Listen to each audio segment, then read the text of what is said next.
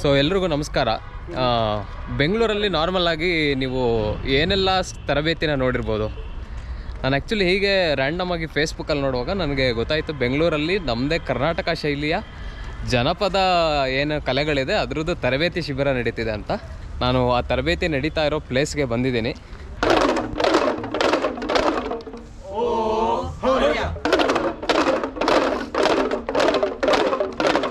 ಇಲ್ಲಿ ನಮ್ಮ ಕರ್ನಾಟಕದ ಮೂಲ ಜನಪದ ಕಲೆಗಳಾದ ಕೋಲಾಟ ಇರ್ಬೋದು, ಕಂಸಾಳೆ ಇರ್ಬೋದು, ಡೊಳ್ಳು ಕುಣಿತ, ಇದನ್ನೆಲ್ಲ ತರಬೇತಿ ನಡೀತಾ ಇದೆ. ಸೊ ಇದ್ರ ಬಗ್ಗೆ ಹೆಚ್ಚಿನ ಮಾಹಿತಿ ನಾನು ನಿಮ್ಗೆ ಇವತ್ತು ಕೊಡ್ತೀನಿ, ಬನ್ನಿ ಫಾಲೋ ಮಾಡಿ. ಬಲರೇ ಧೀರ, ಕೈಲಾಸದಲ್ಲಿ ಪರಶಿವನು ವಿರಾಜಮಾನವಾಗಿ ಕುಳಿತಿರುವಾಗ ಜಗನ್ಮಾತೆಯಾದ ಪಾರ್ವತೀ ದೇವಿಯು ಪರಶಿವನಿಗೆ ಒಂದು ಪ್ರಶ್ನೆಯನ್ನು ಮಾಡುತ್ತಾಳೆ.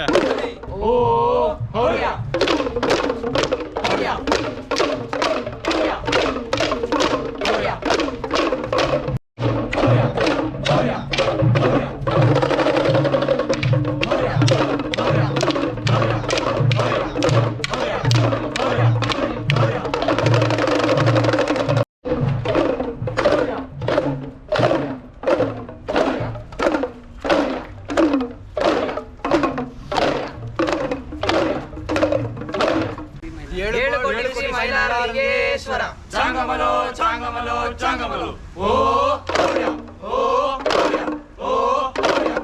ಈಗಿನ ಮೈಲಾರಲಿಂಗೇಶ್ವರ 7 ಕೋಟಿ ಮೈಲಾರಲಿಂಗೇಶ್ವರ ಕಲಿಯುಗದಲ್ಲಿ ಮಾತನಾಡುವ ದೇವರು ನಮ್ಮ 7 ಕೋಟಿ ಮೈಲಾರಲಿಂಗೇಶ್ವರ.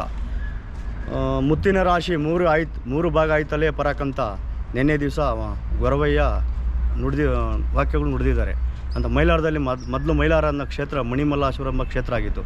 ಮಣಿಮಲ್ಲಾಸುರ ಎಂಬ ಕ್ಷೇತ್ರದಲ್ಲಿ ಡೆಂಕಣ ದೇಶದಿಂದ ಮಣಿಮಲ್ಲಾಸುರ, ಮಣಿಕಾಸುರ ಎಂಬ ರಾಕ್ಷಸರು ಲೆಗ್ಗೆನಿಟ್ಟು ಭೂಲೋಕದಲ್ಲಿ ಋಷಿಮುನಿಗಳು, ಕಪಿಲ ಮುನಿ, ಜೋಪಿ ಮುನಿ, ಪರಶುಮುನಿ ಎಂಬ ಋಷಿಮುನಿಗಳನ್ನು ಭೂಲೋಕದಲ್ಲಿ ಕಷ್ಟಗಳು ಕೊಡ್ತಾ ಆಗಲಿರುವಾಗ ಅವಾಗ ಋಷಿಮುನಿಗಳು ಬ್ರಹ್ಮದೇವನನ್ನು ಕುರಿತು ತಪಸ್ಸನ್ನು ಆಚರಿಸುವಾಗ ಬ್ರಹ್ಮದೇವರು ಪರಶಿವನನ್ನು ಮಾಡುತ್ತಿರಲು ಆಗ ಯಜ್ಞ ಯಾಗಾದಿಗಳನ್ನು ಧ್ವಂಸ ಮಾಡುತ್ತಾ ಅವಾಗ ಮೈಲಾರಲಿಂಗನು ಸ್ವಾಮಿ ಉದ್ಭವ ಸ್ಥಳ ಹಿರೇಮೈಲಾರ.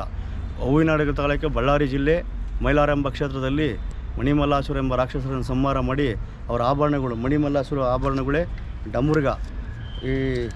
ಈ ಡಮರುಗವನ್ನು ಕಣ್ಣುಗಳನ್ನು ಕಿತ್ತು ಡಮರುಗಕ್ಕೆ ಚೆಂಡು ಮಾಡದಂತೆ, ಅವನ ಕಣ್ಣುಗಳನ್ನು ಸಿಗಿದು ದಾರ ಮಾಡಿದಂತೆ, ಅವನ ನಾಲ್ಗೆ ಸೀಲಿ ಭಂಡಾರ ಭಕ್ಷ್ಯ ಮಾಡಿದಂತೆ, ಅವನ ಹಲ್ಲುಗಳನ್ನು ಕಿತ್ತು ಕವಡೆ ಸರ ಮಾಡಿದಂತೆ. ಹಂಗಂತ ಮಣಿಮಲ್ಲಾಸುರ ಆಭರಣಗಳೇ ಡಮರುಗ ಆಗಿರೋದು. ಹಾಗಾಗಿ ಮಣಿಮಲ್ಲಾಸುರ ಕ್ಷೇತ್ರ ಮೈಲಾರ ಆಯಿತು ಎಂಬುದಾಗಿ ಕಲಿಯುಗದಲ್ಲಿ ಮಾತನಾಡೋ ದೇವರು 7 ಕೋಟಿ ಮೈಲಾರಲಿಂಗೇಶ್ವರ ಅಂದಾಗಿ ಅವರ ಆಭರಣಗಳನ್ನು ತೋರಿಸ್ಕೊಂಡು ಮೂಲ ಗುರುಗಳು ವಂಶೋರ್ಕ್ಷಿತವಾಗಿ ಮಾಡ್ಕೊಂಡು ಬರ್ತಾ ಇದ್ದಾರೆ. ಸೊ ಇಲ್ಲಿ ಇದ್ರ ಬಗ್ಗೆ ಟ್ರೈನಿಂಗ್ ಇಲ್ಲಿ ದಿನ ಇರುತ್ತೆ? ಇಲ್ಲಿ ಟ್ರೈನಿಂಗು ಸುಮಾರು ಇವಕ್ಕೆ ಒಂದು 6 ದಿವಸ ಆಗಿದೆ, ಇನ್ನೂ 2 ದಿವಸ ಇದೆ. ಇವಾಗ ಸುಮಾರು 15 ನಿಮಿಷ ಟ್ರೈನಿಂಗ್ ಬರುತ್ತೆ ಹುಡುಗರಿಗೆ. ಫುಲ್ಲು ಮೂಲ ಕಲ್ಸೋಕ್ಕಾಗಲ್ಲ, ಏನೋ ಇರೋದ್ರಲ್ಲಿ ಸ್ವಲ್ಪ ಪರಿಕರದ ಬಗ್ಗೆ ವಿವರಣೆಗಳು ಕೊಡೋದು. ಗೊರವ ಹೆಂಗಾದ, ಏನೇನು ಮಾಡ್ತಾರೆ ಅದರಲ್ಲಿ, ಗೊರವರ ವೇಷ ಏನೇನು ಧರಿಸ್ತಾರೆ, ಕೊಳಲು, ಡಮರುಗ, ಕವಡೇಸರ, ಕರಡಿಜುಂಗು ಇಂಪಾರ್ಟೆಂಟು, ಭಂಡಾರದ್ದು ಇಂಪಾರ್ಟೆಂಟು, ಕಾಲಿಗೆಜ್ಜೆ ವಸ್ತ್ರಗಳ ಧರಿಸ್ಕೊಂಡು ಮಾಮೂಲಿ ಹಬ್ಬ ಹರಿದಿನಗಳಲ್ಲಿ ನಮ್ಮ ಪೂಜೆ ಪುನಸ್ಕಾರ ಮಾಡ್ಕೊಂಡು ಮೂಲ ಸಂಸ್ಕೃತಿ ದೋಣಿ ಸೇವೆ ಮಾಡ್ಕೊಂಡು ದೀಕ್ಷೆ, ಗೊರವರ ದೀಕ್ಷೆ ಅಂತ ಮಾಡ್ತಾರೆ. ನಮ್ಮ ಗೊರವರ ದೀಕ್ಷೆಯಲ್ಲಿ ಗಣಾಚಾರಿ ಅಂತ ಒಬ್ರಿಗೆ 2 ಸ್ಥಾನ ಕೊಟ್ಟಿರ್ತಾರೆ, ಗಣಾಚಾರಿ ಅಂತ. ಆ ಗಣಾಚಾರಿಗಳು ಇಂಥ ನಮ್ಮ ಮೂಲ ಸಂಪ್ರದಾಯ ವಸ್ತುರನ್ನ ಗೊರವರ ದೀಕ್ಷೆ ಮಾಡಿ ಬಿಟ್ಕೊಂಡು ಅವರಿಗೆ ವಿದ್ಯೆಗಳನ್ನು ಕಲಿಸಿ ಮಾಮೂಲಿ ಹಬ್ಬ ಹರಿದಿನಗಳ ಸಂಸ್ಕೃತಿ, ನಮ್ಮ ಜನಪದ ಜಾತ್ರೆ ಥರ ಸಂಸ್ಕೃತಿ ಮಾಡ್ಕೊಂಡು ಯುವ ಪೀಳಿಗೆಗೆ, ಯುವ ಜನಕ್ಕೆ ಇದು ಸ್ವಲ್ಪ ಪರಿಚಯ ಆಗಲಿ, ಈ ಕಲೆ ಎಲ್ಲೂ ಅಷ್ಟು ಪ್ರಸಿದ್ಧವಾಗಿಲ್ಲ ಅನ್ನೋಕ್ಕೋಸ್ಕರ ನಮ್ಮ ಬಾಲಾಜಿ ಸರ್ ಅಂಥವ್ರು ಸೇರಿ ಈ ಕಲೆಗಳನ್ನ ನಡೆಸ್ಕೊಂಡು ಬೆಳೆಸ್ಕೊಂಡು ಬರ್ತಾಯಿದ್ದಾರೆ. ಹಾಗಾಗಿ ನಾವು ಕಲ್ತಿರೋ ಕಲೆ, ತಾತ ಮುತ್ತಾತಿಂದ ಕಲ್ತ್ಕೊಂಬಂದಿರೋ ಕಲೆ ಯುವ ಪೀಳಿಗೆ ಪರಿಚಯ ಆಗಲಿ ಅನ್ನೋದಕ್ಕೋಸ್ಕರ ಯುವಜನ ಮೇಳ, ಯುವಜನೋತ್ಸವ ವರ್ಷಕ್ಕೊಂದ್ಸರಿ ಭಾಗವಹಿಸ್ತಾರೆ.